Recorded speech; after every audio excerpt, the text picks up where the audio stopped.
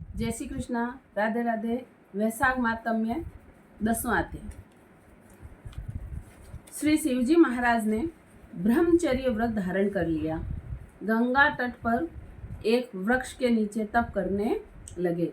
दक्ष की पुत्री पतिव्रता सती ने राजा हिमालय के घर में रानी मेनका के गर्भ से पार्वती के रूप में जन्म लिया तथा वहीं पर उनका पालन पोषण होने लगा। इसी समय तारकासुर नामक एक राक्षस उत्पन्न हुआ, जिसने महातप करके ब्रह्मा जी से ये वरदान पा लिया कि देवता, राक्षस, नाग, मनुष्य किसी से नहीं मरेगा, परंतु रुद्र भगवान के पुत्र से तेरी मृत्यु होगी। राक्षस ने सोचा कि जब शिवजी के स्त्री ही नहीं है तो पुत्र कहाँ से होगा, फिर मृत्यु ही कैसे हो सकेगी। इस कारण कह दिया कि तथास्तु। ऐसा वर पाकर तारकासुर ने सबको दुख देना आरंभ कर दिया। देवताओं को अपना दास बना लिया और देवांगनाओं को दासी। इस प्रकार जब देवता अत्यंत दुखी हो गए तो वे ब्रह्मा जी के पास पहुँचे। ब्रह्मा जी ने उनके दुख सुनकर कहा कि वर देते समय हमने उस राक्षस को कहा था कि उसकी मृत्यु शिव के पुत्र के हाथों से है, अतः सिवाय रुद्र पुत्र के उसकी मृत्यु और किसी उपाय से न होगी। शिवजी के स्त्री सती ने दक्ष के यज्ञ में अपने प्राण त्याग दिए थे। अब उसने पार्वती के रूप में हिमालय के घर जन्म लिया, परंतु रुद्र भगवान हिमालय के शिखर पर घोर तप कर रहे हैं। सो ऐसा उपाय करना चाहिए जिससे रुद्र का पार्वती के साथ पाणी ग्रहण हो जाए। तब सब देवताओं ने इंद्र सहित अमरावती पुरी में जाकर गुरु बृहस्पति से सलाह ली और फिर इंद्र ने अपना कार्य सिद्ध करने के लिए नारद तथा कामदेव को बुलाया। इससे उसने कहा कि वह हिमालय के घर जाकर उनको समझाए कि पहले जन्म में दक्ष की पुत्री श्री शिवजी की पत्नी अब पार्वती के रूप में तुम्हारी पुत्री हुई है। सती के वियोग में श्री महादेव जी तुम्हारे शिखर पर तप कर रहे हैं, इसलिए तुम अपनी कन्या का विवाह उनसे कर दो, जिससे वहां जाकर उनकी सेवा कर सके, वही उसके पति होंगे। इंद्र की आज्ञा पाकर नारद जी को जैसा समझाया था वैसा ही करने के लिए चले गए और फिर इंद्र ने कामदेव को बुलाया।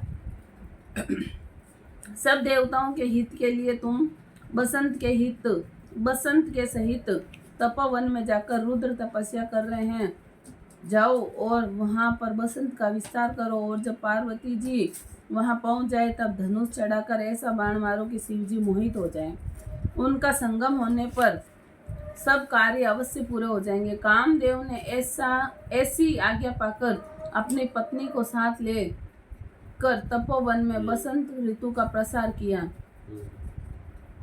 एक समय श्री महादेव जी के पास उनकी सेवा करने के लिए पार्वती जी बैठी हुई थी। तभी कामदेव ने पीछे की तरफ से वृक्ष की ओट में होकर शिव को बाण मारा तो शिव जी का मन चलायमान हो गया। कामदेव दूसरा बाण चलाने ही वाला था कि शिव को यह विचार उत्पन्न हुआ कि उनके मन को चंचल होने का क्या कारण है, और जब उन्होंने चारों तरफ देखा तो कामदेव दिखाई दिया। क्रोध से अपने मस्तक से तीसरा नेत्र खोला, उसमें से ऐसी अग्नि उत्पन्न हुई जिससे सारा संसार भयभीत हो गया, और उस अग्नि से धनुष सहित कामदेव भस्म हो गए। बसंत और रति भी भयभीत होकर भाग गए तथा पार्वती जी भी एक और डरकर दूर जा खड़ी हुई। तब स्त्री की निकटता दूर करने के लिए महादेव जी भी अंतर ध्यान हो गए। हित के सिद्ध करने वाले देवताओं का कार्य सफल न हुआ, किंतु उल्टा अनर्थ हुआ। जो कोई साधुओं से दुष्टता करता है उसके साथ ऐसा ही होता है। इसी प्रकार वह इक्ष्वाकु वंश का राजा भी साधुओं को अप्रिय था, क्योंकि वह भली भांति साधुओं की सेवा नहीं करता था। इसलिए उसने महान दुख भोगे और बुरी से बुरी योनि में जन्म लिया एवं 60 जन्म तक कुत्ते की योनि में रहा। इसी प्रकार कामदेव ने शिवजी का अप्रिय करने से दुख उठाया। बोले श्री कृष्णचंद्र भगवान की जय।